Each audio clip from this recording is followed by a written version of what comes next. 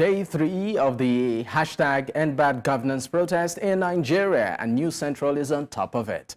We've been on it since the very first day, and of course bringing you live coverage, with our reporters and correspondents scattered across the nation. Thank you for staying with us. I am Dapo, Adegboye, and of course... I am Adebola, Adedugba. Just to bring you live updates, like he has mentioned, of these End Bad Governance protests. We started 2 days ago. Just to also mention, we have our correspondents all across Nigeria, from Niyi Omoniyi in Lagos, to Bernard Akede in Lagos. We have correspondents in Abuja as well, in Borno State. All to give you live feed as they unfold here on News Central TV. Absolutely true. And a lot of hanging questions, around the protest. Just day 3, and there is so much already to talk about. From some scenes, very unfortunate scenes that we have seen across some parts of the nation, talking about violence and some very unfortunate loss of lives too, to some areas where it went on pretty much peacefully. And then the interesting one, anti-protest protesters. Some who maybe had even forgotten the reason why they are there, anti-protest protesters at the end of the day talking against, whatever it's, all of the drama has been unfolding, and of course, News Central has been keeping you up to speed in that. Now, Adebola, for you so far, would you say, given all that has happened, the essence of the protest, is been felt or is been communicated to the authorities? To an extent, I think so. If you look at the level of awareness, the level of consciousness already, it has gained so much momentum. You see people coming out to talk about the need to stop the protest. It means they are listening to the people protesting. I've seen the CP of Lagos State, Commissioner of Police of Lagos State, come out to address protesters. Also, Governor Sim Fubara of Rivers State, talking to protesters in Rivers State to remain calm, maintain peace while they protest. Also, you've seen a different, the IG of police, Kayode Egbetokun, talking about people sticking to the court order, regarding where they protest. And so simply, in one word, it simply means this is gaining attention. People are becoming much more aware. There is a level of consciousness already this protest has garnered so far. Well, as much as you would say gaining attention, there's also an angle to it as to if at all many people, or quite a number of people in some parts of the nation, actually understand what the protest is all about. And even though, yes, there's hunger in the land, we are seeing footage of, very unfortunate footage of young persons looting. Some of them, particularly in core areas of the north, right? And then, that brings to the fore, if at all, these individuals are aware as to why this protest at all is happening. So, there are several hanging It's debatable, though, Dapo. When you say you sent footages of those looting, it's under question. It's debatable, actually. Definitely it is. Yeah, because many are also asking, are they truly protesters? Some are saying they are orchestrated. Some are... Exactly, they are infiltrating the real and genuine protesters. Infiltrating the ranks and all of that. So there are quite a number of hanging questions here. But this is day 3 of the End Bad Governance protest in Nigeria. Nigerians are already out on the streets, across the nation, in some parts of the country. Well, in some parts also, drama has already started. In Abuja, for instance, News Central brought you live coverage where even at the designated protest ground, talking about the MKO Stadium, protesters, we had tear gas. We had our reporter there, was live there, who could barely even communicate on live TV because of the impact of the tear gas. So a lot of underlying questions. Number one, the location of protests versus whatever, court orders in certain states. Number 2, the issue of violence and looting. Number 3, the activities of political thugs and anti-protest protesters. Several issues. And then the biggest, or one of the, if not the biggest of all, when will the president address the nation, if at all? So these are some of the underlying questions at the moment. And when the president chooses to speak, what should be the content of that address? Well, not to also lose sight of the pain points of these protesters. They are demands they are making, and some of them include return of the subsidy on fuel. They are talking about the reduction in the hike in electricity tariff.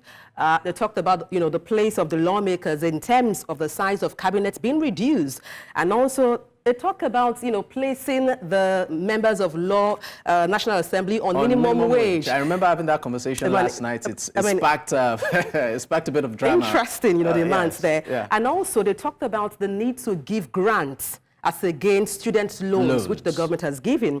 And they talked about declaring a state of emergency on, in the education, sector. I mean, these are, when I say interesting demands being made by protesters, we'll wait to see how things unfold in terms of how some of these demands can be met by the authorities, those in the corridors of power. And also to mention, like you talked about Dapo, the return of event, particularly in the northern areas. We've seen places, in the north where there was looting, vandalism also there occurred. You see the NCC facility there being, vandalized by so-called protesters. Although the governor of the state there in Kaduna has come out to say the protesters there were infiltrated and they were not genuine protesters. Absolutely. We'll see how things pan out in terms of those protesting genuinely and those infiltrating the protest. Yes, and of course, don't forget, in case you need to move around, you can move around with News Central TV. We are up on socials. We are live across any of the social media platform you're on, from Instagram to Facebook to LinkedIn, you name it, YouTube. So if you want to stand up, go for whatever activity you want to go for that wedding, please take us with you, watch us live, feel free to comment and let's know what's going on in your area. News Central is there for you. Well, we have an array of guests, an analyst, to actually speak on all of this. I understand that we have Chizoba and joining us on standby. Chizoba, thank you for joining in. Yes, I can hear you. Good afternoon. All right. Good afternoon, Chizoba. I know that you're joining in from Jos. What's the update? Well, it's the usual process. It's ongoing peacefully, as you can see behind me. The protesters are still here, and they were here this morning, like 8 o'clock. They were all on the ground. More people are joining, actually. And they say this is a sign that they are all united in one voice, saying the bad governance in Nigeria isn't a welcome idea. And all they are asking for is that the president does whatever it is necessary to do to ensure that the dividends of democracy actually is felt by all and sundry. Well, yesterday we saw a report, or a comment rather, by the governor of the state, governor of Plateau State, and that's Caleb Mofang, talking about relative peace in, Jos. Why is that so? Correctly, talking about relative peace being tapped upon by the governor, if that was actually what you were trying to say, because the line is actually correct. Well, if you follow the history of Plateau State, you will know that in the past few decades, actually, peace seemed at the time to be a little state, but because there have been measures put on ground to ensure that this peace doesn't actually enrich the state entirely, everything is being put into place to ensure that we get back to where we used to be, especially efforts from the sister security agencies, from the police, the military, and all those of them. So everything that happens in the state that has a tendency of tampering with the peace at the moment is being taken carefully, actually, to ensure that nobody hijacks it to anything funny to break down the law of the land, which will surmount into crisis of any form. So, but since the day one of this process, everything has been peaceful, orderly. But aside the mood of peace there, Chizoba, how about the numbers? If you compare those who came out yesterday, as well as yesterday but one, and then today, what would you say about the numbers of those who have come out to protest, comparing these days?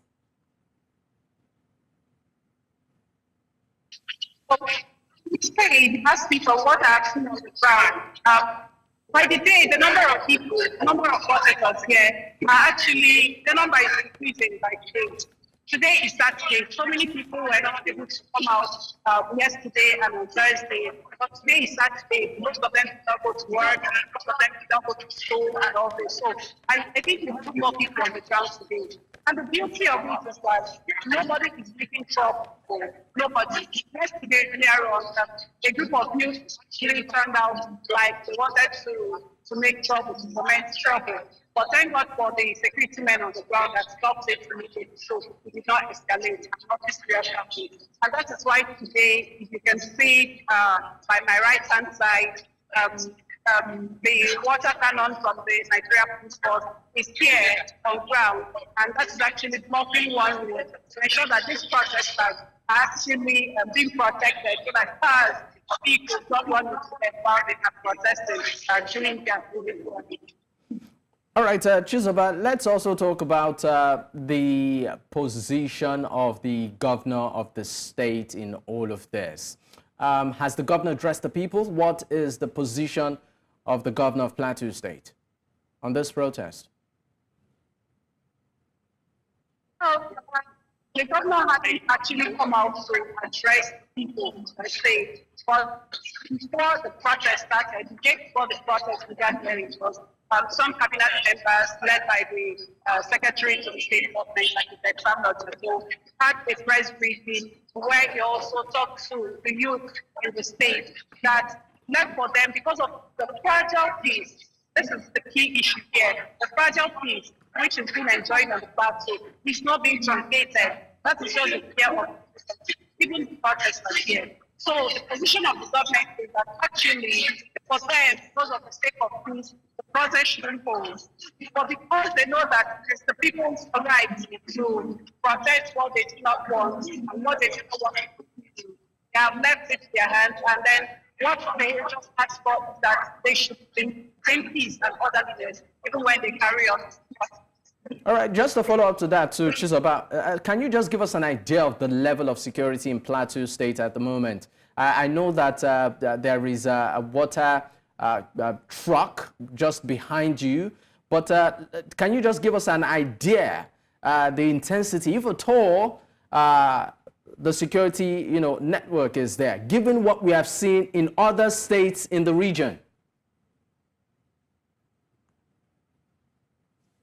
There's watertight, let's say airtight, whichever one has security in place here. And you can see by this side, there are some security agencies here on the ground. You can see them right now. So they're not giving anything to chance, actually. It's unfortunate you cannot see the circumference of this place, but I can assure that there is watertight security on the plateau to ensure there's no breakdown for law and for dynamic form here. Okay, having established that we have the presence of security officers there in Jos, what would you say about their demeanor in terms of their tone? I'm talking about their body language now. What do you perceive from these security officers?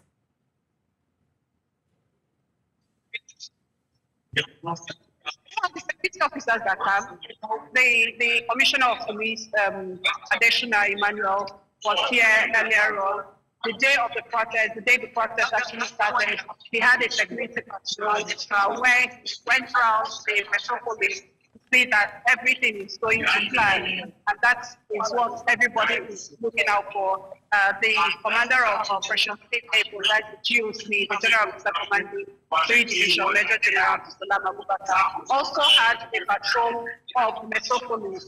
And the show of force was also being carried on a daily basis. They were here earlier this morning, and they are still patrolling. So for them, they are protecting the protesters. Okay. That is the thing. Yes, that was where I was going to. All right, Chizoba, just before we leave you temporarily, can you tell us, in terms of awareness, when you've met people, interfaced with them, we know that we've seen cases of some anti-protesters, protesting, who do not even have an idea of what is going on, right? So do we have situation of that also on the plateau? Well, I would say yes, we have such situation here where, because we saw children earlier yesterday, but I've not noticed that today, but we had many children on Instagram who basically do not understand what actually is happening here. It's supposed to be for adults, Nigerians that know what is happening and what they are protesting. Okay, so, but yesterday again, I was with the state PRO, DSP Alfred Dapo. He was here earlier on and he's still around, just like he's here at the moment. But he had to speak to the protesters, to talk to their words, to talk to their children. If they're not up to the age of being there, they shouldn't be here because they do not understand what is going on here. And if they do not understand, they may take the law into their hands to do what is not expected to be done. And that may cause a big issue on the platform. So people have been addressing people, even behind me, if you can see very well and hear a bit of what they're saying. People always address protesters on the essence of this exercise, why they are here, what they should do and what they shouldn't do, and who should also be here and who shouldn't be here. So that awareness has been done. All right, Chizoba Onwe, thank you so much for your time. Please stay safe. We will, of course, connect with you in a bit. Thank you for having me. All right, let's bring in Austin Azu from Delta State, our correspondent in Delta. Austin, thank you so much for joining. We understand that there is a development you are following, a protester that got shot. What's the update? Yeah, first and foremost, let me start from Asaba. Asaba and environs relatively calm. We went around the designated areas that protesters are supposed to take off from, but we have the heavily armed security personnel on the ground. And not only that, we only saw some pockets of individuals suspected to be government protesters, hanging around those designated areas. So this might be one of the reasons why we didn't have any protesters in the streets on day 3 of the ongoing nationwide strike. Across Delta State, we saw what played out in Otowodo, in Ugele, precisely where a young man in his 20s, a stray bullet from the police, hit him while he was about boarding keke to Uweru. So, and from that particular spot at Otowodo Junction, when the accident took place, this triggered the youths within that area, and they started throwing sachets of water, popularly known as pure water sachet, on the police and other persons. However, it took the intervention of other security agencies to rescue the young boy to the hospital. As we speak right now, the young boy is currently in the hospital, though he has spoken to the media. He told the media what happened, and it's very, very, in a stable condition at the moment. That we can confirm to you authoritatively. But beyond Ugele, we had other ongoing protests in Sapele at the moment. Youths have taken over the roundabout, Amokwe roundabout, and the protest is ongoing simultaneously with that of Ugele. But aside these two areas, there's none within the state where protesting is currently ongoing, because we have the heavily armed security personnel, and the presence of the pro-government protesters seems to be deterring them away. So this is one of the major reasons why we don't have the protesters on the streets within some designated areas across the state. Well, Austin, in terms of security officers right there where you are, how would you describe their outlook in terms of, comporting these protests? Yes, first and foremost, we will discover that the police seems not to have any issue with the protesters. Right from the one of the protests, we actually saw 2 people who came out first to begin the protest, and they sought the permission of the police, and the police gave them go ahead. And not only that, we equally saw some, increasing numbers of youths who came to the street, and they started protesting until they became so uncontrollable, use the word uncontrollable in quotes, before the police dispatched them with tear gas. The police seems to be, standing in between, but however, their major concerns remains the pro-government protesters who nether on the streets, but they are already, waiting for them at the starting point. So that seems to be one of their greatest fear and their nightmare. So they don't want to, experience any casualty or have any confrontation with those pro-government supporters. However, you might likely call them to be suspected thugs because the way they look and the way they appear and the way they are hanging around. So one might likely call them suspected thugs, hired thugs who are waiting for the protesters to, lynch on them or probably, rough handle them. Don't forget too that some journalists were assaulted here in the state capital due to the fact that these hired suspected government thugs, bounced on them, rough handled them.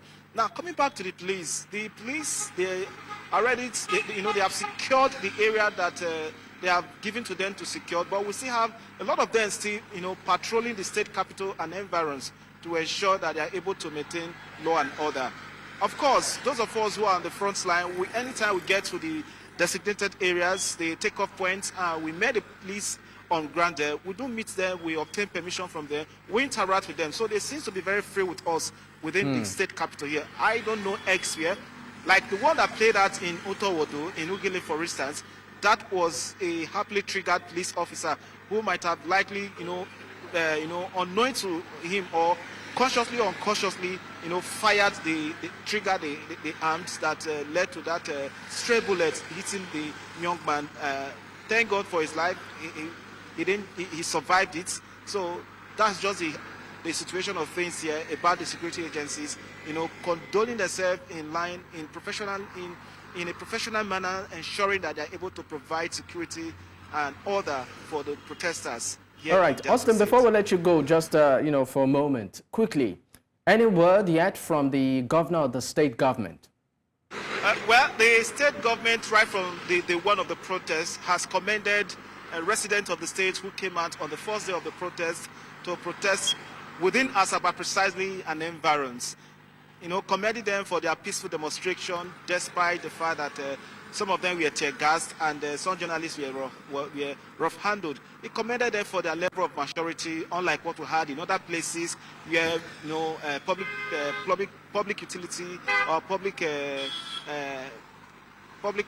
government facilities were vandalized and destroyed, and even private facilities were destroyed as well. So that has not been, recorded in the state here. So from what the Chief Press Secretary stated in his press statement, commended them for being matured and ensuring that they go about their lawful protest. Day 1, day 2, and day 3, we have not recorded any area where government property were destroyed or vandalized. So it seems the government is in tune with what the people are doing, but what they are only asking for is that they should conduct themselves in a manner that will depict the essence of the protest, that none should go into the protest and hijack it, and they should not destroy any government property or private property, just to express themselves and how they want the government to listen to them. They should convey their message without violence. All right, a News Central correspondent there, Austin Azu in Delta State. Thank you so much for the update, and we will stay with you as regards the protester that got shot. We'll very much like an update on that much later. But once again, thank you for your time. Right now, we will go on a quick break. When we return, it's still End Bad Governance protest on News Central Television. Stay with us. Special broadcast.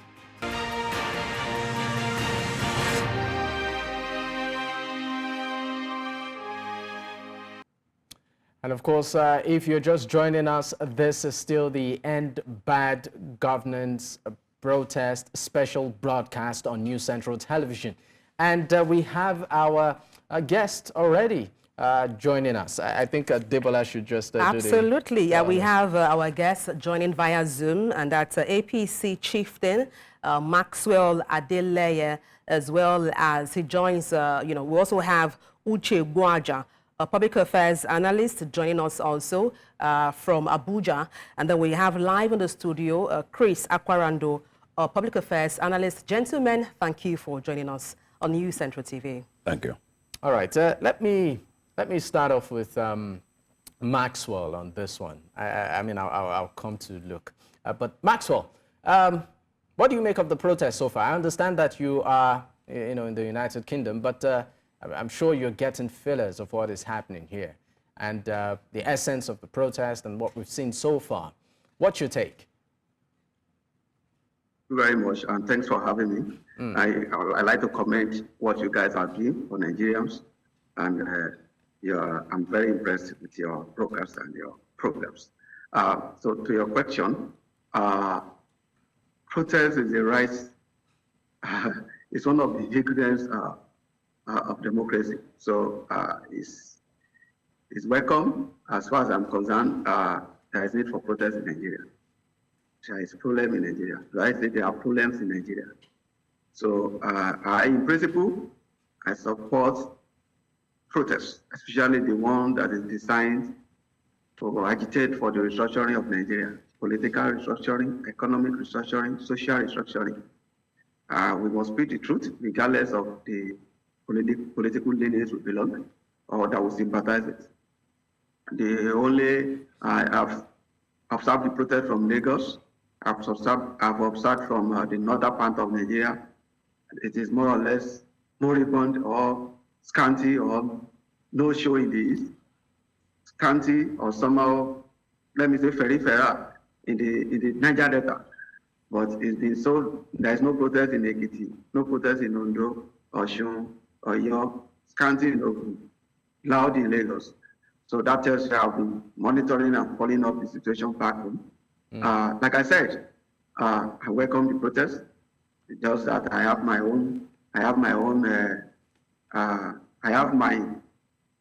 opinion somehow against the protest, against some actions of the protest. All right, now let's get straight to your opinion. You said Maxwell, you said you have your opinion or some reservations so far. Let's know some of what those reservations or opinions are.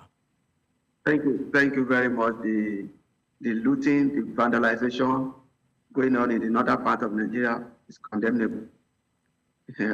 When you destroy public property, these properties does not belong to Tinubu or his ministers. It belongs to you and I. Your money, my money will be used to repair these properties. You're just creating an opportunity to further loot your commonwealth and patrimony. So let's protest with common sense. Let's protest with common sense. Let's demand for our rights. I am a trained comrade of the Committee for the Defense of Human Rights. So I support protest. If I'm in Nigeria, regardless of my political party, I will be part of the protesters. If I may come in there, Mr. Adeleye, if I may just to come in there, in as much as you say, yes, we don't support violent protest or vandalism of properties and governments, outfits. Some persons have come out to say they were sponsored. We have reports of the protests being infiltrated, sponsored, and they've come out to say, look, I was paid X and X amount of money to come disrupt the protest and also vandalize properties. What do you say to that? I'm just hearing that from you, but the ones I saw in Kano, to me, I disagree that the government will sponsor people to go and vandalize, especially the NCC data. The NCC, Nigeria Communication Commission, yet to be commissioned building in Kano. I don't think government will be so stupid to do that. Sorry, okay. I stand to disagree with you. Okay, and we can see the political angle to this protest. So maybe when we get to that, we'll speak on that. Okay, just to quickly butt in there, we'll come to our live guest, but then I want to talk about the bane of this protest in the first place. You belong to the APC party. I mean, your party, the ruling government, has made some overarching policies from removal of fuel subsidy to floating of the naira. And people say these are the basis for this protest in the first place. What do you make of that? Thank you very much. I want to take you back. If you remember, during the 2023 presidential campaign, all the political parties, Vice President Adegboye, the candidate of the PDP, the candidate of Labour Party, former Anambra Governor, Mr. Peter Obi, the ruling president, the incumbent president, Bola Ahmed Tinubu, all promised to remove this subsidy. Besides, in 2011, Goodluck Jonathan removed first subsidy. So I was one of those, and I need to admit openly now, I was one of those who hit against the removal of fuel subsidy then, because to me, it was what we knew, what we thought was good for Nigeria. But having you know, we grew up in age and traveled, and we realized that subsidy, the poor, the common people does not benefit anything from this subsidy. It's just an avenue to enrich the few.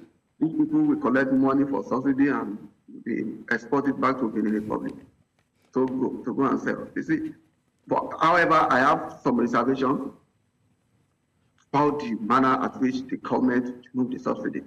But the fact is that aside from Akwanso, the strong man of Kano politics, the candidate of NNPP, Dr. Rabi Okapaso, all the frontline presidential candidates, all of them promised to remove subsidy. Okay, Maxwell. So I see no reason why anyone should be, hold on please. The floating of Naira, either we like it or not, it's just like fuel subsidy. This is just an avenue to make few people who have access to CBN but to make money. So there's no reason for subsidizing Naira. There's no reason for subsidizing what's it called, fuel. The only thing I have issue with is not doing it systematically.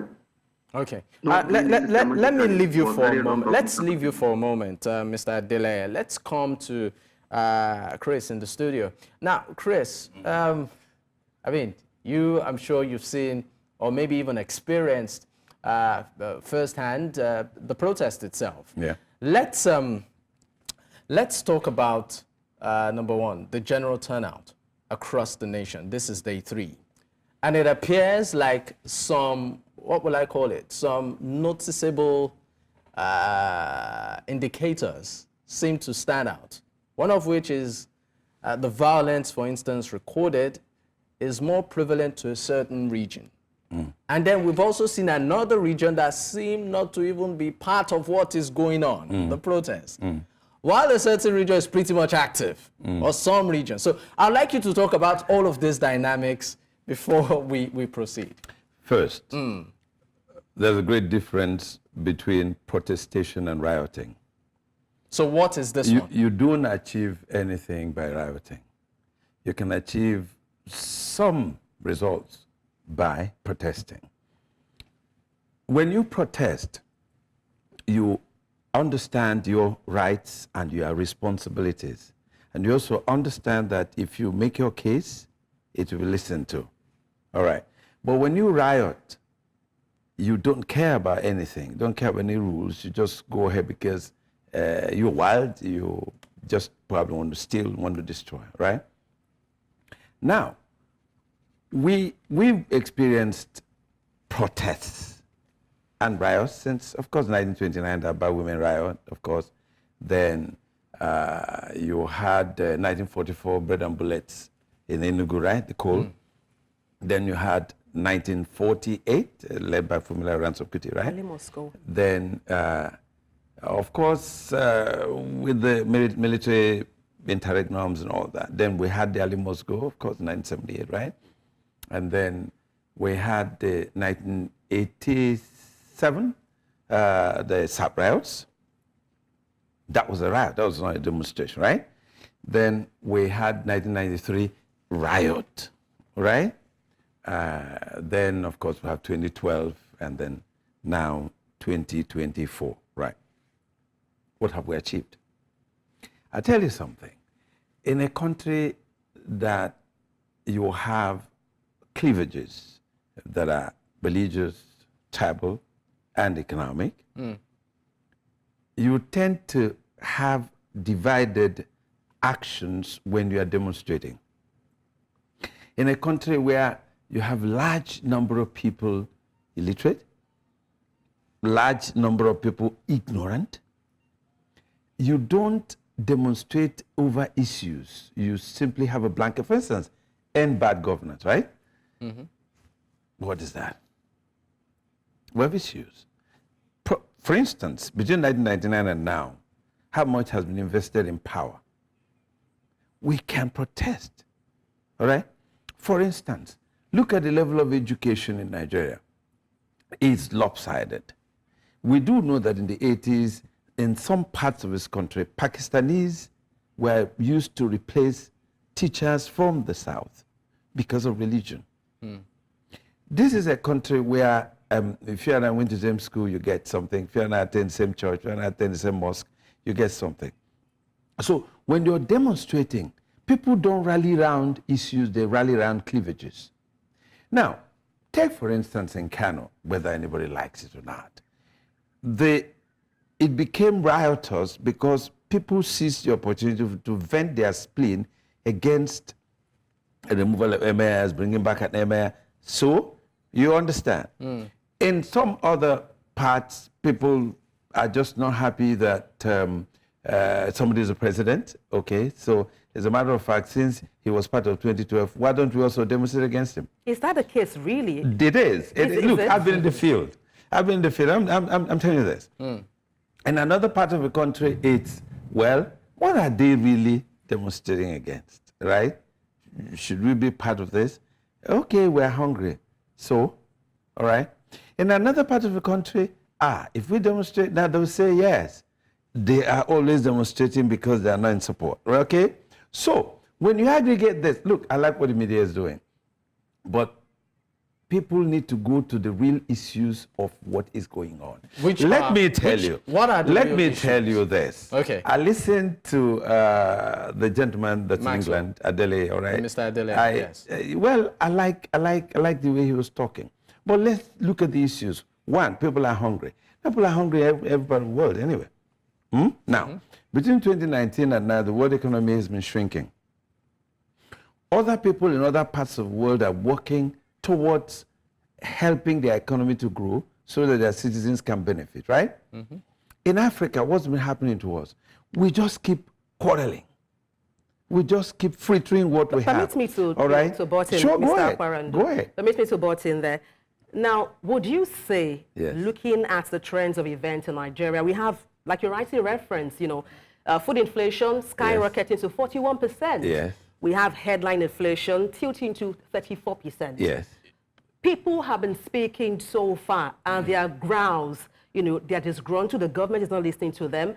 Do you think it seems as though they have pushed the wall? They have been voicing their concerns. Just a minute, Mr. Kwaran. Yeah, go ahead. It seems as though they have been voicing their concerns, and no one is listening. No, hence, see, this protest. There are ways to look at these things. Last year, 40% of food grown in the north were all ravaged by flood. We don't talk about these things. And flood will come again this year. What are we doing? Two, in some parts of this country, a lot of people are in IDP camps. They are not farming. And in another part of the country, a lot of people want white-collar jobs or want to jackpot. They are not going to the farms. Now, we don't have farm inputs. So in other words, if you can't feed yourself, you have a problem. Let me tell you, there is no country in the world that developed without agriculture. None. Because it's from agriculture you have mechanization, then you get to industrialization, right? And then once you're able to feed yourself, okay? Now look, go to Ikoyi, you have wasted food.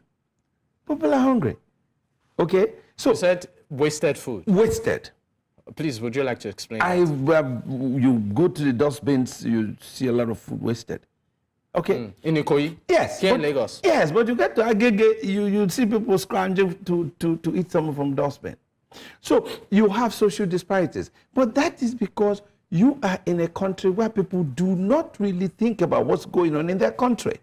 They're bothered about what happens in other people's countries, much more than what's happening in their country. So when you have a condition like this, you have people with different ideas, different concepts coming together, and there's no synthesis. So when there's no synthesis, what do you get? You have disparate reactions, and that's why you have people dying somewhere, okay, and another group of people sleeping or Chris, playing football. All right, Chris, I know that Adebola wants to take you on, but let's bring in Mr. Ogwaja into the conversation right now. If you can hear me, I believe you've had what both Maxwell and, of course, Chris has said. What's your take generally on the outcome of the protest? This is day 3. Thank you very much. Well, I think I've heard the two earlier speakers, and everybody is speaking from his own reality anyway. And in that sense, I think they are correct, okay. But this is day 3, one of the things you could easily see is that there's some kind of weariness coming in the protest. The protesters are beginning to be weary a little, and it's showing in their attendance. And this is the kind of things these are part of the strategies the government has always used in the past to combat this kind of problems. They will say, okay, typical, don't worry, they will get tired very soon. And of course, if you translate the statement made by the Senate President, Godswill Akpabio, it's almost the same to say, you people can go and protest, why will we eat?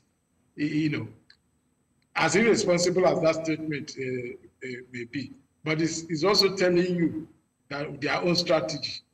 Well, when you do it for 2-3 days, you get tired and you go back to your homes.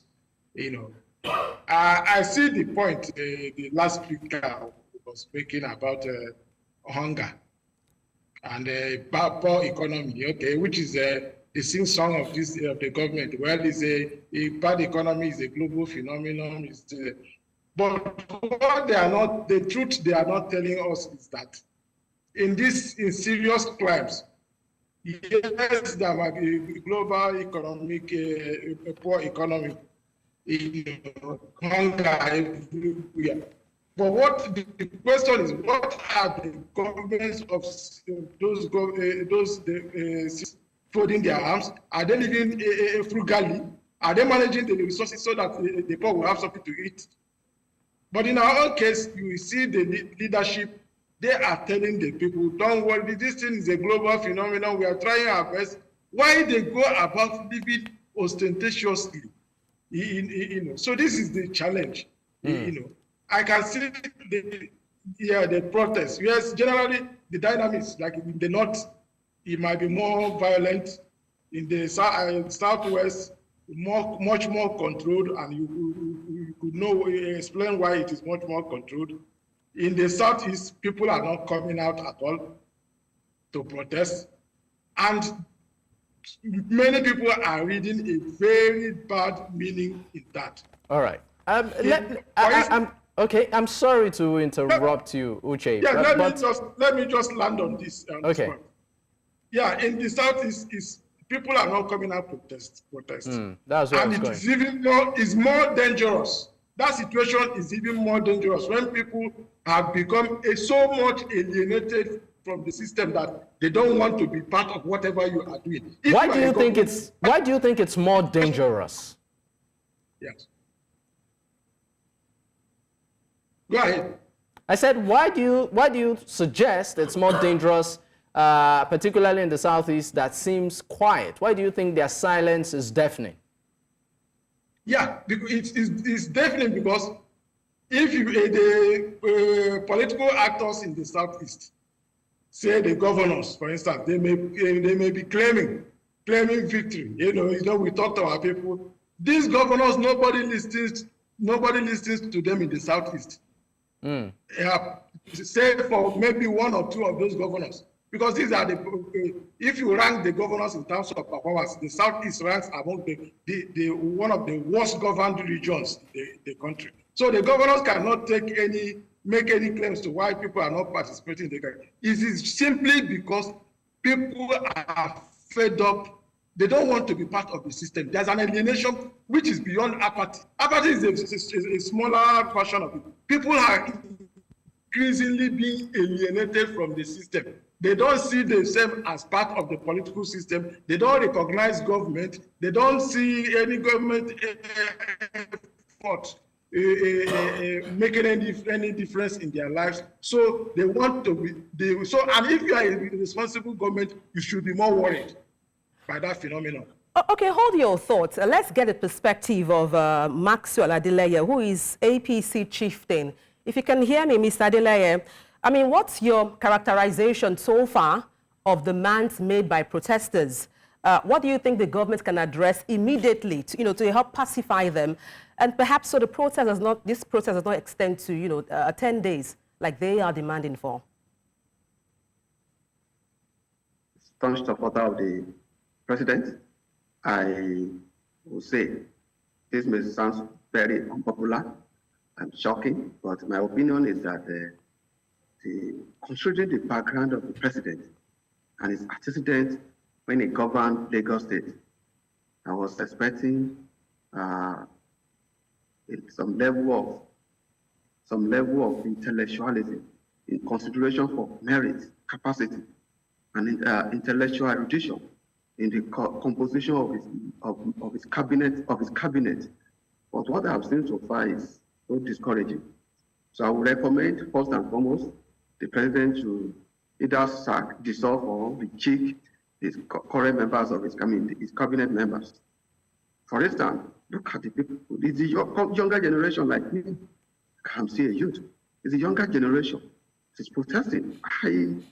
Personally, it's as if Nigeria has no minister of youth. We should get this guy, bring in people that have capacity. There's no reason, with all due respect, no matter how we want to defend this Naira floating, there's no reason for exchanging Naira. A pound standing for 2,000 Naira. There's no justification for this. So these are the areas where I support the protest.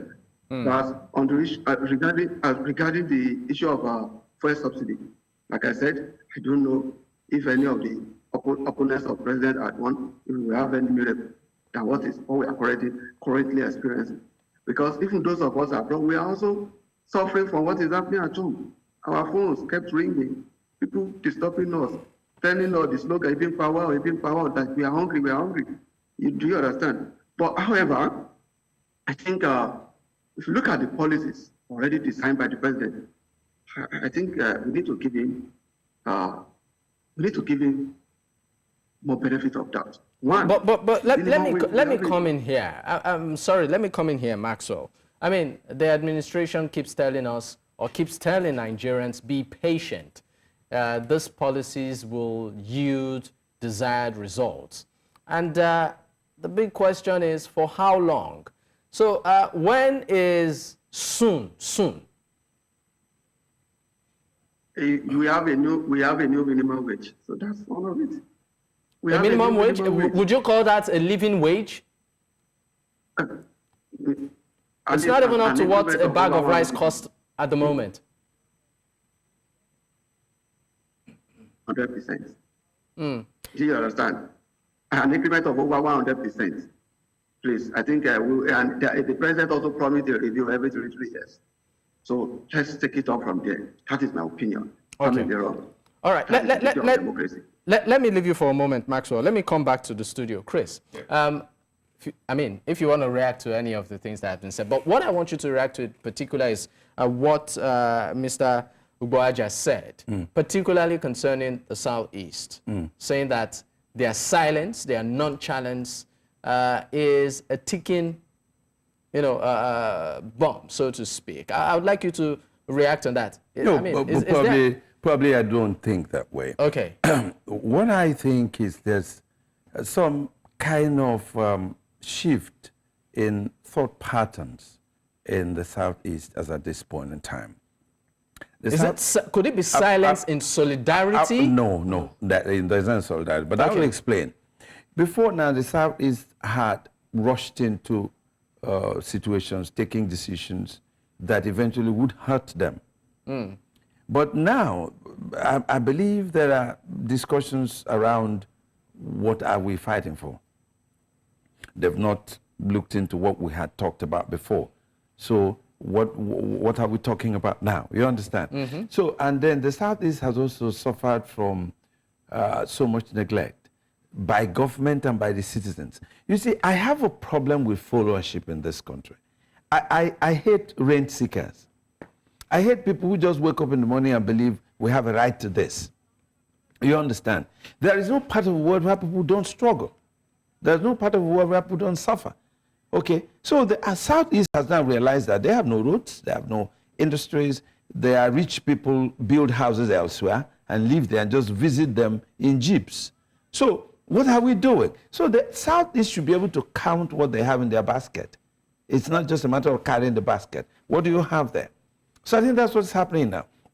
What is happening now? There's a certain level of realization that are we actually doing things that benefit us? Let me tell you, the unknown gunmen are killing people from the southeast, isn't it? Not people from outside. Okay? Bad governance in the southeast, the governors are not doing well, except probably Ebonyi State and Abia State now. Okay? Now, you can grow food in the southeast. Why is it not being grown? Let me tell you, school dropout in the southeast started in the 80s when young boys started dropping out of school and going to be apprenticed in trading. And then they started training the girls themselves so that they can marry them later. And these girls eventually will find somebody else that they love after going to school. You have a problem. So you are beginning to have a problem in the Southeast where the males are not necessarily going to school and educated, okay? While the girls are going to school, but they get married, okay? So in the Southeast, you're having a social problem. You have economic problem, okay? You're having political problem. They speak with discordant voices. So when you have a situation like this where you have discordant voices, how are you going to rally around a particular point of view? That's for that. Okay, but I just quickly want to react to certain issues that Mr. Adeleye had made, you understand, regarding the government. First of all, I'm not a politician. I have no business with that. I'm not going to be one tomorrow. That's impossible. Okay, but I want us to look into circumstances. This government has been in office for a year. Okay, there was a leader in this country that said, we didn't know what to do with money, okay? Yet, from the 70s, we had no railway. As at that time, we were 60-something million people. Now we're 230 million people. And if you had built railways, as at that time, people will begin to evacuate products from the farms. This is an agrarian environment. We had operation this, operation that, operation that. Nothing simply worked. Shagari government did quite well in having these river basin authorities, right? But did we go further with that? Okay, Babangida government established some research institutes, right? And some came into this country through the United Nations system. Are we making use of the research results from these research institutes? Therefore, we are not actually growing food. And suddenly we are told, oh, you can export. So people are not exporting and people are not eating. Do you understand? We have subsistence agriculture and land holding in this country. Okay, so if you now in 1978 you were the head of state and you put fuel subsidy because the international oil basket was going up, right? Instead of building refineries and encouraging refineries to be built, what's wrong with having 50 refineries in Nigeria, for instance, right? Just hold on a minute. I want us to go back to where rain started beating us. I don't like solving problems from So where did rain start beating us? From the 70s. We didn't invest. This is a country where people are busy doing all one day, buying clothes, marrying wives, going to shop abroad, building houses elsewhere.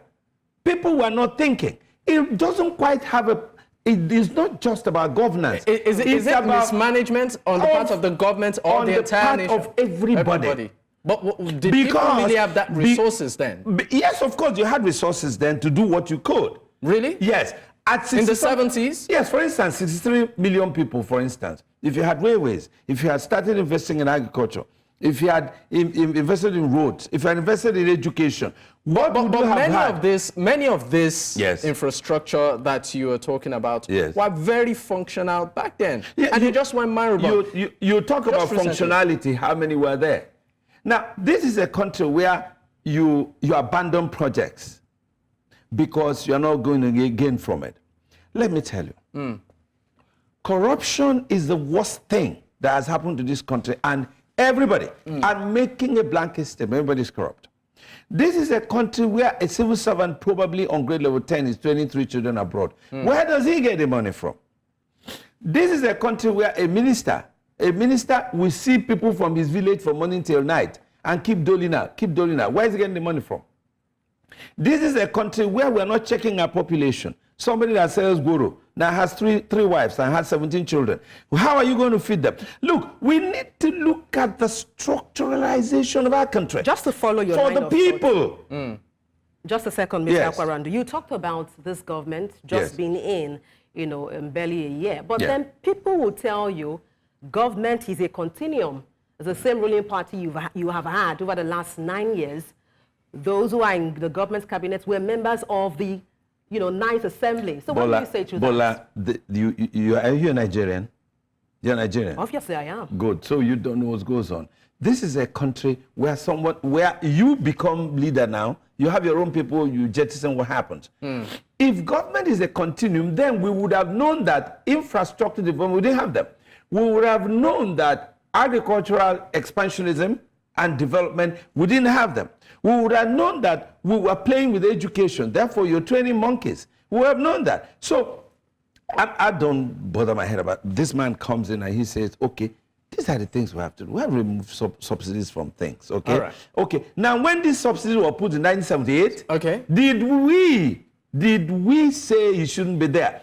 There are also some problems we've had in this country. And I want to tell you this now. Okay. The international financial system, okay, has also been part of our problems. Okay? You remember when the Buhari Diagbon regime came in and they jettisoned the IMF stuffs, right? Okay, they wanted to do homegrown economic policies so that we can grow what we consume here. And they were forcefully removed by another general, okay? And then everything became, just come and eat. You are in this country when import licenses were being bought. People, hairdressers will buy import licenses and then they will import everything. You are in this country when we import more than 90% of what we consume. You are in this country when we make less dollar. You understand? How will the value of your currency be sustained? We are in this country when heads of states and presidents spend money to shore up the value of the naira. Okay? Are we interrogating all these things? Just hold your thoughts. We have our Zoom guests who would like to react to some of the things you have talked about. Uche Ubuaja, if you're there, what's your perspective on what Mr. Akwarandu has said? Well, Mr. Akwarandu has said a lot of things, so I don't know which one particular. But first and foremost, I disagree with him on his collective guilt thesis, which is propounding here, that everybody is guilty. No. I'm not. I won't accept that. Governments are elected for certain reasons. That's why they campaign. That's why during the national campaign, they tell us this is what we are going to do. These are policies we are going to pursue. Unfortunately for us, this present president, while he was campaigning, his people shielded him from talking to Nigerians. So there are few things, only few things you can hold him on. Say, okay, he said this because they didn't let him talk to Nigerians. Even when he went to Chatham House to talk, he wasn't talking. He elected to get people, you answer this, you answer this, you answer. So in a sense, he didn't really talk to Nigerians. So governments are elected to solve problems. So when you are now pushing the problem to the people who are governed, as they are the cause of the problem, I have reservations. I don't agree with Mr. Akwarandu on that. Yes, the lifestyle of people might contribute to certain social ills here, but you see, there is the duty of government to show the light. That's why you have policies, guiding principles of government. And so I disagree with you on that. On the issue of, I also thought the other guests talked about petroleum subsidy. Yes, everybody, major candidates campaigned that they would remove petroleum subsidy if they were to be elected. No problem with that.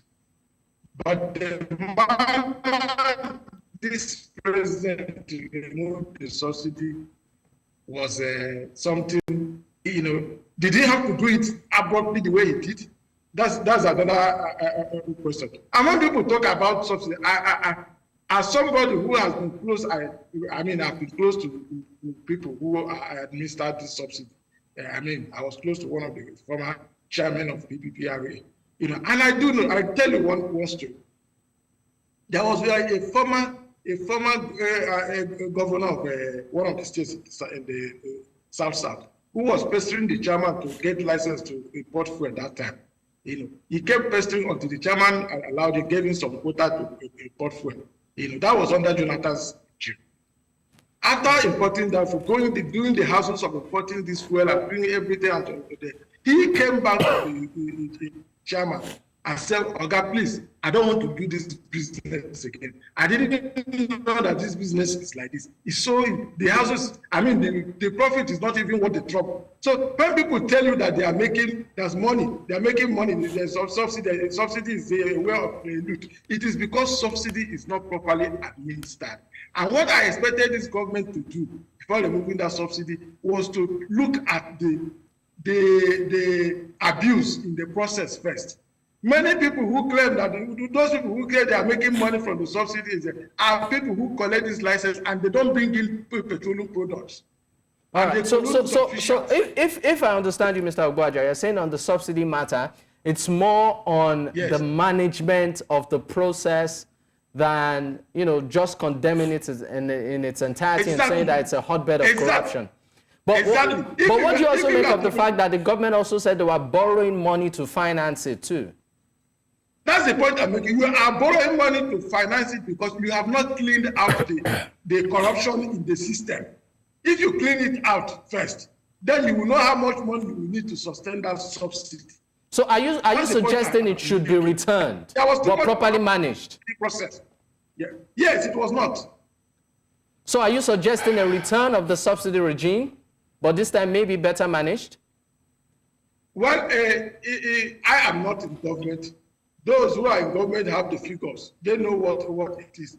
As it is, the point is that people are suffering. I give you a personal example of myself. Every time I drive into a filling station, I come out, I have a feeling of that I have been robbed. That's the feeling I get every time I drive out of a filling station, that somebody has robbed me. So, and it's like that for many people. If there is anything government can do, I mean, to bring down we hear that the Dangote refinery is coming up stream. If it comes, well, probably it will bring down the cost. If there's enough fuel to supply, probably the cost will fuel come down. I'm not sure about that. You know, but you also have seen the politics around the Dangote refinery in recent times. So then how to build trust with the people. That's the essential thing. Because once the people do not trust you, no matter what you do, whether we are doing the right thing or the wrong thing, people will not agree with it. And that is essentially what is happening with this government, even with this protest. There is essentially lack of trust, you know, in this government. Yeah, you just hold your thought for a moment, Mr. Ogbaja.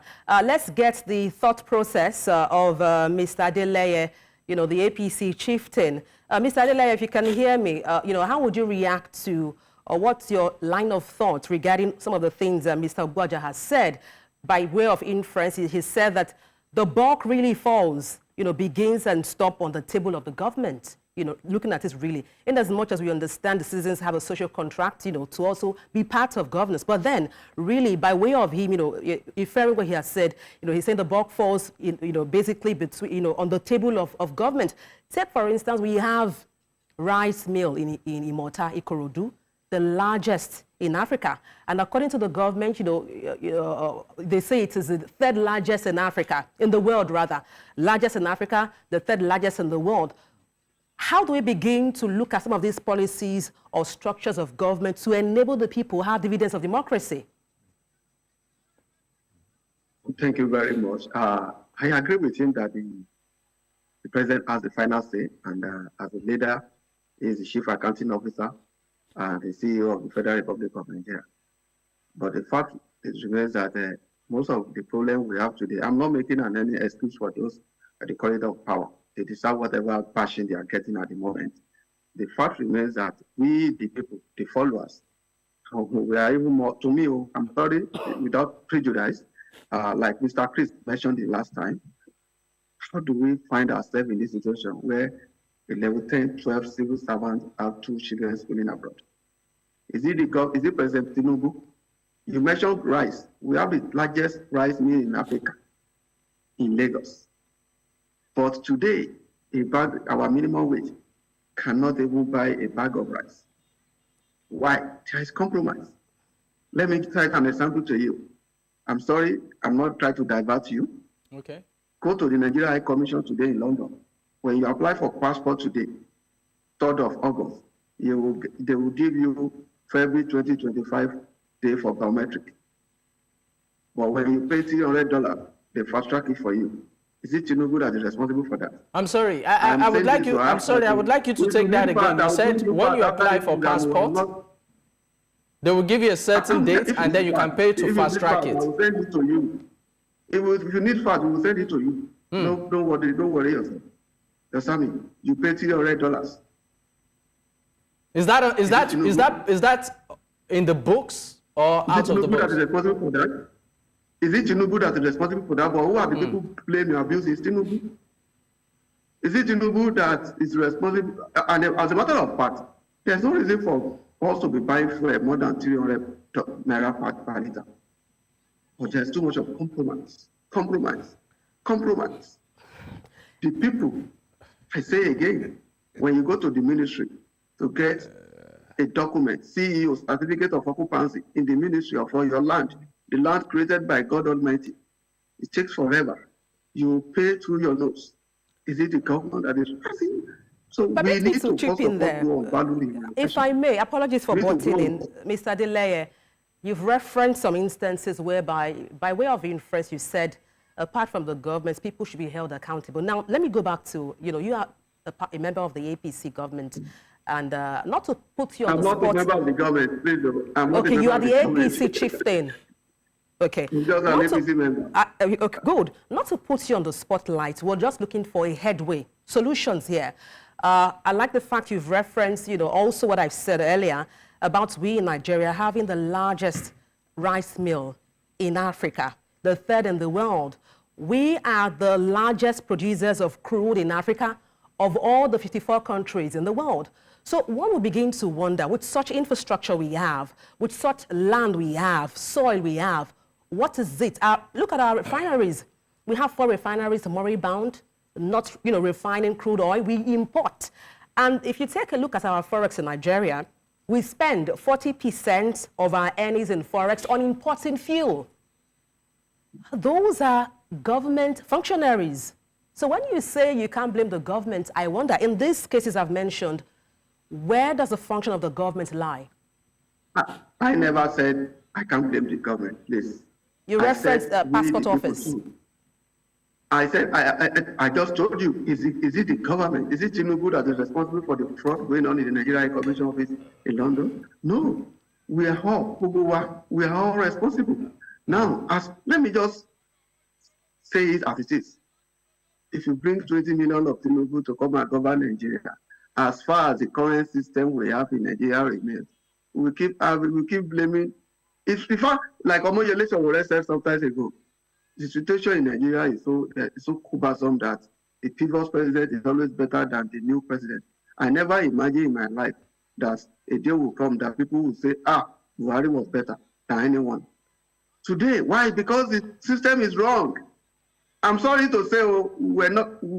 The constitution, the current constitution we have today in Nigeria is, to me, in my opinion, is our number one problem.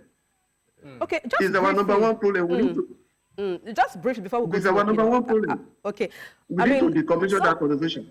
Some people will say the anointing flows from the head. There is a popular saying that goes thus: if gold should rust, what would copper do? I mean, what would copper do? People take their step, from leadership, from the position and disposition of leadership. People take examples and cues from leadership.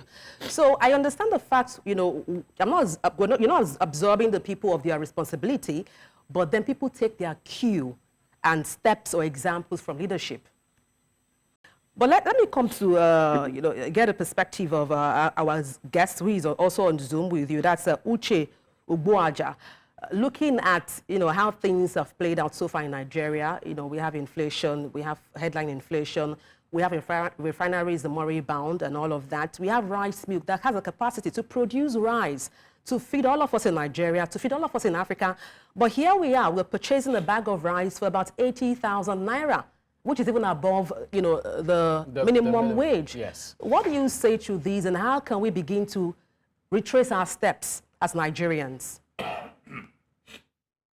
Well, I think the tragedy of this country is that, the tragedy of our situation is that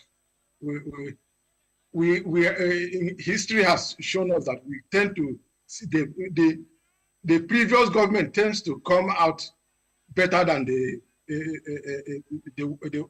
current one. You remember when Jonathan, before 2015, everybody, most people were saying, this Jonathan should go, this Jonathan should go. Then Buhari came. Buhari came, and it's sad to say this, that a man could damage the country the way this man damaged his own country for 8 years. It's terrible what this man did to our country. Whichever way you look at it, the government that President Tinubu inherited kept lying to Nigerians. We all know the truth why Nigerians are hungry, why there are no food stuff, why would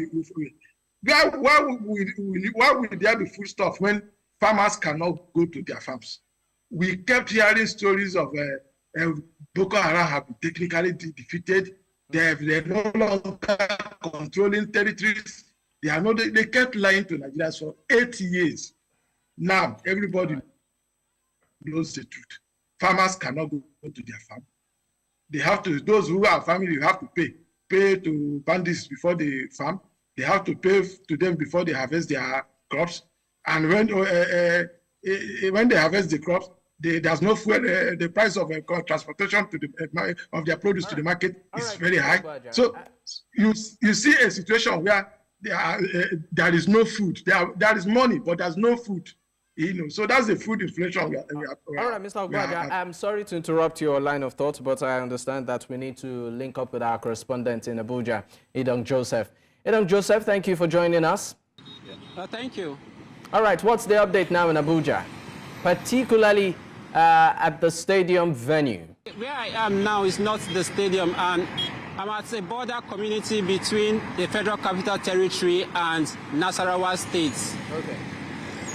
Please go ahead. That's where I am right now. Please go ahead. What's the update? Okay, the update here. If you can see behind me, the community here that is the closest to the Federal Capital Territory is called Maraba, and this is where we are standing. Just like the first day of this protest, where protesters here took to the street to demonstrate their anger, and it turned a little bit violent in this area. We are seeing a different thing today here in this area, as we've gone around this community and observed and noticed that there's no sign of a protest or demonstration around this area. And if you can see behind me, you see cars moving around freely, everyone going about their normal daily activities. What do you suggest could be the reason for I call it the protest or the agitation winding down in that part of town? Could it be as a result of the court order, saying that any protest in the state should be done at the stadium as against, pockets of areas within the state? Okay, for this community, this border community, I can say that it might be because of the 6 to 6 curfew that was imposed by the governor of Nasarawa State. So I believe that might be the reason why the demonstration here has gone down. All right. How about security forces? Are they still on ground?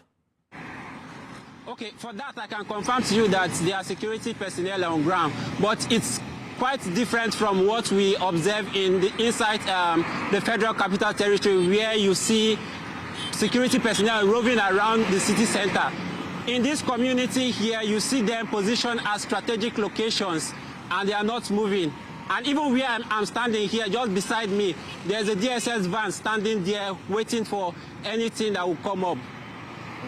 All right, Sidong Joseph, thank you so much for the update. We would, of course, stay with you, but stay safe. Once again, thank you for your time. All right, at this point, we need to go on a quick break. When we return, of course, it's still the special broadcast and bad governance protest. Stay with us.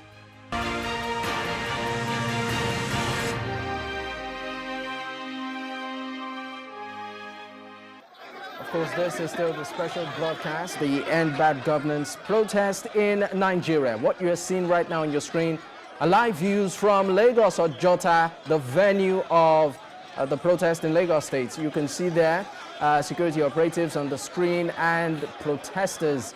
Probably we should just give you some moments to take a listen.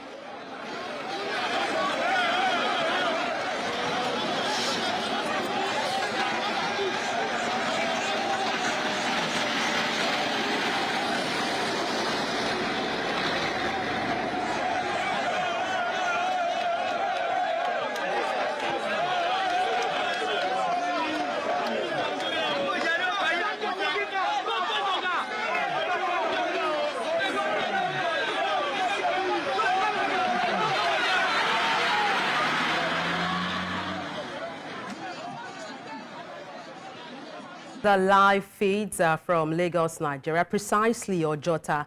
If you recall, the court had designated 2 areas in Lagos for demonstrations, and one of them is the Gani Fawayemi Park in Ojota, as well as the Peace Park in Ketu. What you see on your screen playing out are live pictures, live feeds from Ojota, one of the areas where the protesters have been by courts, by court ruling, restrained to go and have their demonstrations.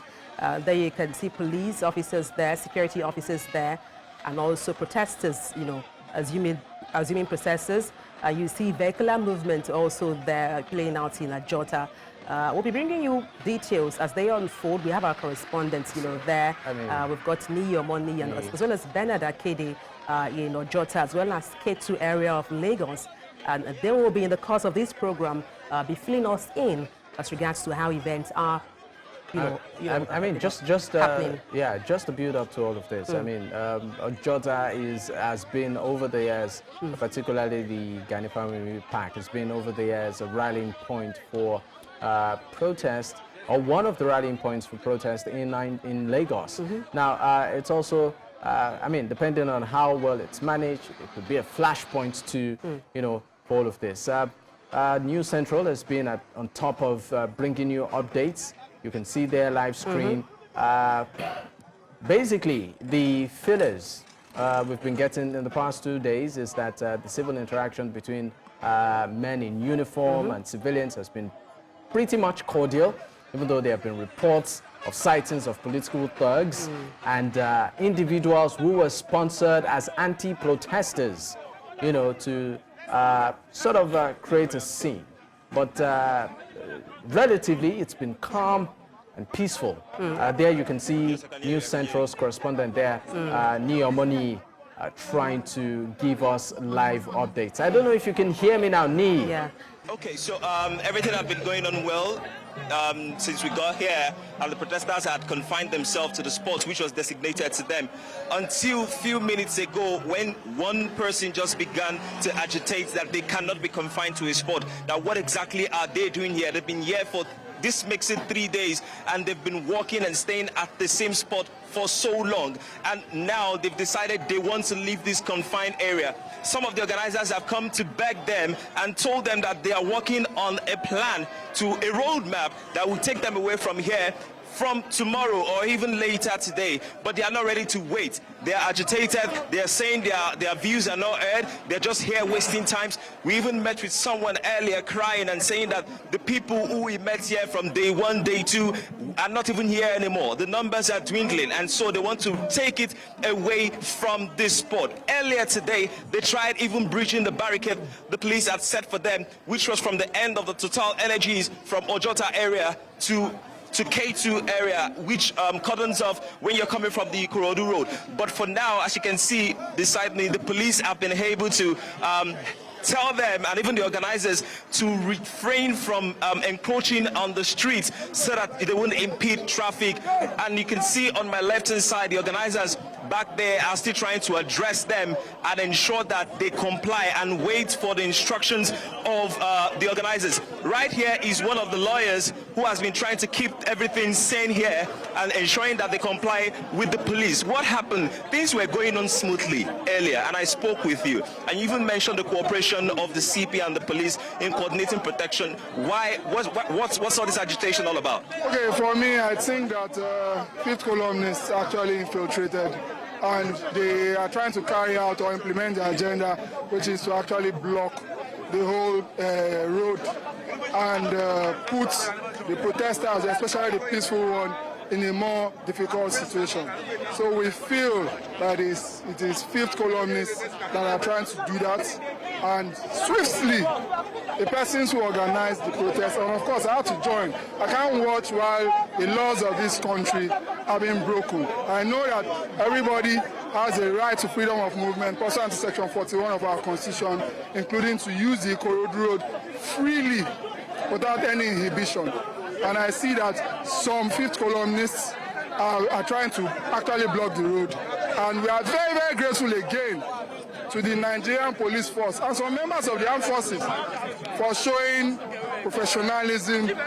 Sorry, when you say fifth columnists, help us explain, because from some of the people I've seen, they look like the protesters we've seen here from the very first day, the second day. They look like protesters, and now they are now of the opinion that it is time to move away from this spot. And you know that earlier today there was some altercation with the police where they tried to move beyond the barricade that was set for them by the police. Are you saying this is just the agenda of the fifth columnists, or the protesters just want to move away from this spot so that they can have more impact? Okay, no problems. We can say some of the protesters. While I'm saying fifth columnists, I can say that some of the protesters. And I'm saying some of the protesters because this protest doesn't have a leader. It doesn't have a head. There are various persons that are making their own contributions as to what and what should be, what will happen during the protest. But some persons took it up a notch, and unfortunately so. But again, the voice of the persons who are supporters of the rule of law prevailed, and the police too also supported in restoring swiftly the rule of law without any form of casualty, no injury, no fatality. All right, thank you very much. Let me just give you a view of what you can see here. As you can see, security officers have just lined up on this corridor to barricade the protesters from moving beyond the stretch. And this is not only to prevent them from going, but also for their own security. Filled up with various security operatives, the LLSC, this police, RRS, and so many other operatives are gathered here. Now, let's turn back and give you a view of what you can see here. This is supposed to be the BRT corridor at Ojota Express Way, and you can see the police have lined up here just to ensure that the protesters are refrained and go back to where they're supposed to be. Let's give you an insight of what is happening where the protesters are currently gathered. You can see here too, there is another cordon here done with of course an armored vehicle to ensure that the protesters do not move beyond this place. But let's go into the midst of the protesters themselves so we can hear some of their agitations and exactly pinpoint why this is skyrocketing and moving beyond what it was before, which was just calm and peace.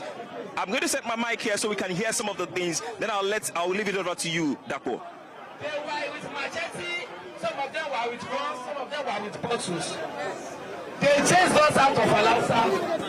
But in less than 30 minutes, thousands of Nigerians came back and chased them away. So that at that barricade we became over 10,000. What does that tell you? It tells you that only with the power of mass can you defeat organized violence. There is a reason we did not see. People have misinterpreted our position of. I think many people have misinterpreted what happened here, and I will tell you what happened here. We took a decision to march to Ojota Park, and when we took that decision, when we got there, the police stopped us. at least they think they did.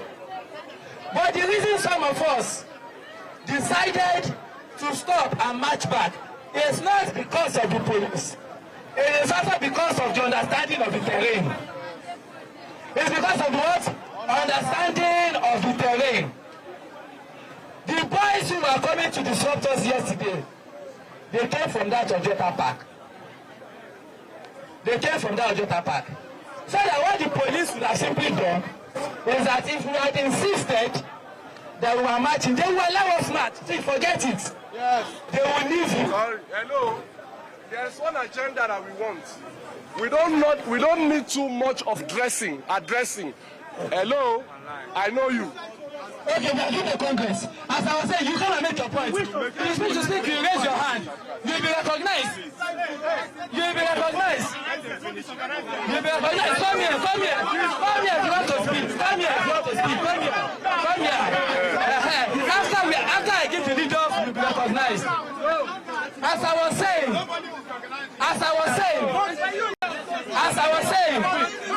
Kulu, no distraction. You are not here. No distraction.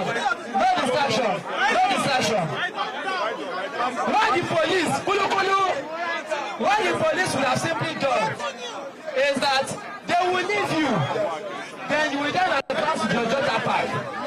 When you advance to your Ojota Park, then they will allow those boys, those thugs there.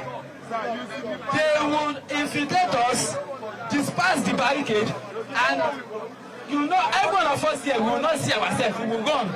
Some of you here, if you come of you where we are at Alausa, you will have an understanding of what I'm talking about because we experienced it 2 times.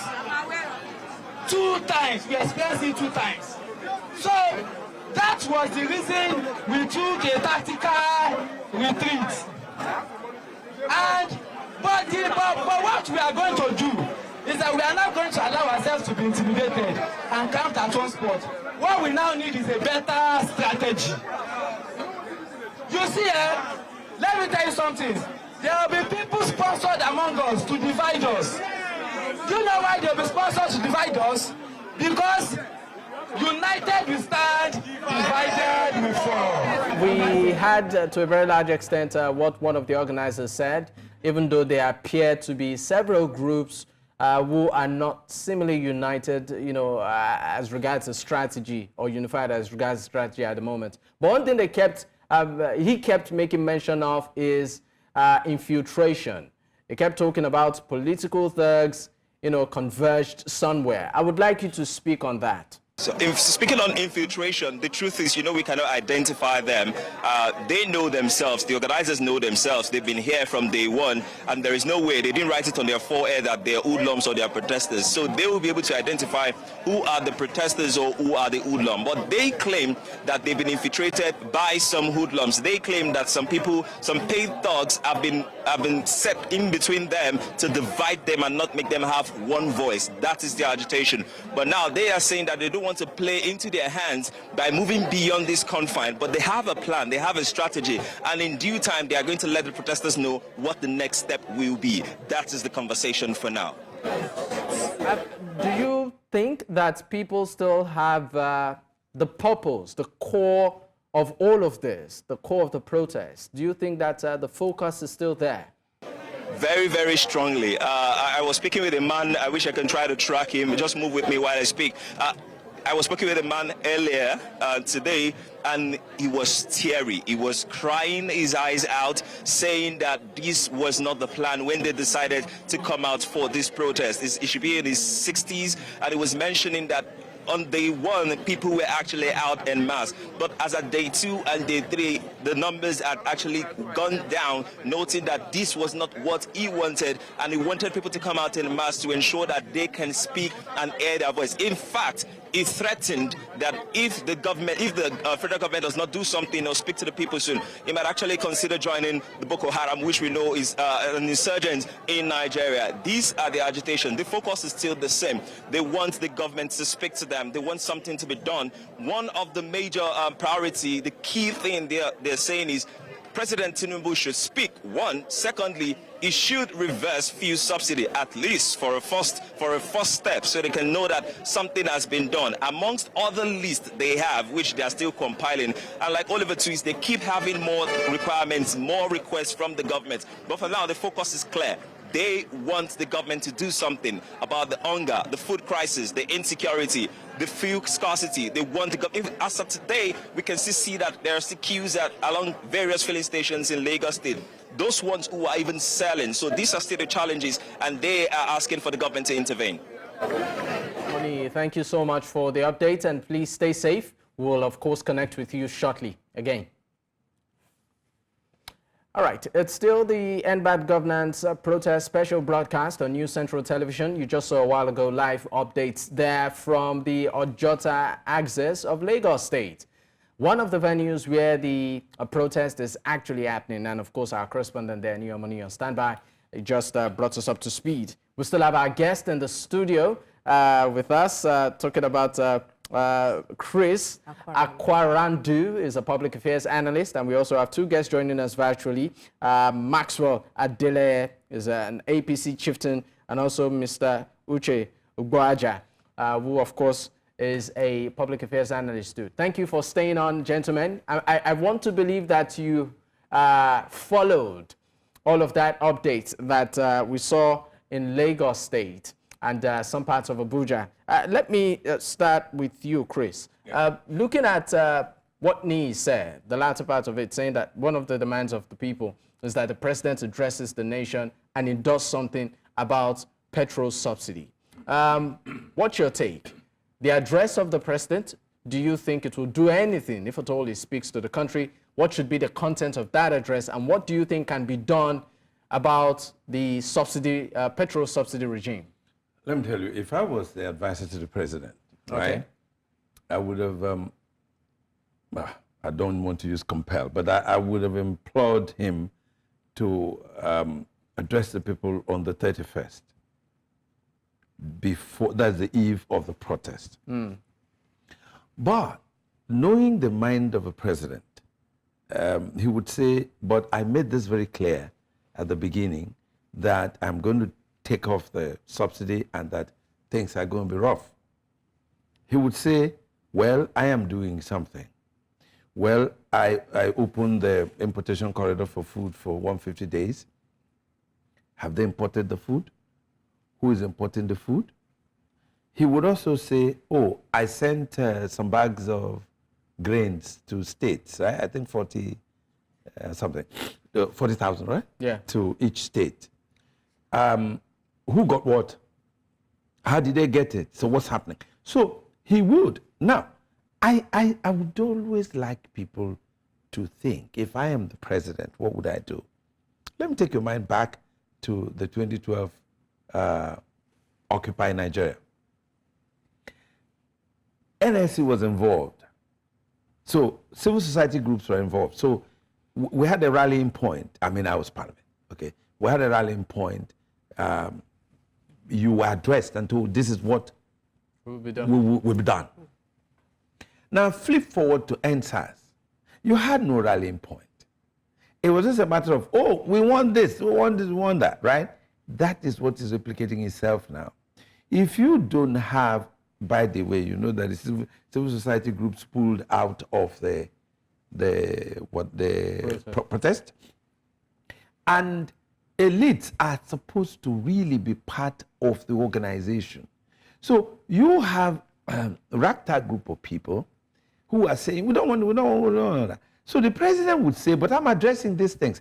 I'm just saying, if we had allowed this to, in the next 6 months, thereabout, right, to say, you said this should happen. It hasn't happened. You said NNPC was going to be producing 45% of our fuel and all. So the point I'm not trying to say is, okay, the president will now say, what I am doing it, but you didn't want that to be done. You know what I'm trying to say? So in addressing the people, I tell you, he will address the people when this gets out of hand, okay? But that would have been late. Hasn't it gotten out already? No, it hasn't. There's still some modicum of understanding. People are beginning to weigh Are we doing the right thing? What could have been done? What? But I tell you, the state governors have a lot of role to play. Because if the federal government has said, this should be distributed to the people, let us see it to be done. You understand? Then the people will now understand that, oh, something is being done. That's a fine place to let us see NNPC. Let us see NNPC. Since they told us by August that we're going to be producing like 45% of fuel we consume, let us see it happen. So if you then give 6 months from now, you can then query what's been done and what's not been done. That's a fine place to anchor it. We definitely need to go. Talking about NNPC, I mean, I don't think I've ever seen a vacancy ad until I saw recently by them. So it looks like maybe the pressure. It's so much of them. It's so much. In Nigerian palace, it's getting worse. Yeah, it's getting worse. So I mean, I saw the vacancy ad for the NNP, and I'm like, wow, interesting. Can this happen? Can this really happen? You know, so there's a book that was written in the 1940s in America. It can't happen here. Apologies, yeah, we have but we need to go. Maybe you want to do the honors to thank our guests. Our guests. So far, we've had join us on this segment APC Chieftain Maxwell Adeleye, who joined us virtually, as well as Uche Buaja, public affairs analyst, and of course, our guest in the studio, Chris Akwarando, public affairs analyst. Many thanks, gentlemen, for your insights. Of course, many thanks. We'll go on a quick break. When we return, it's still End Bad Governance Protest special broadcast on News Central. Stay with us.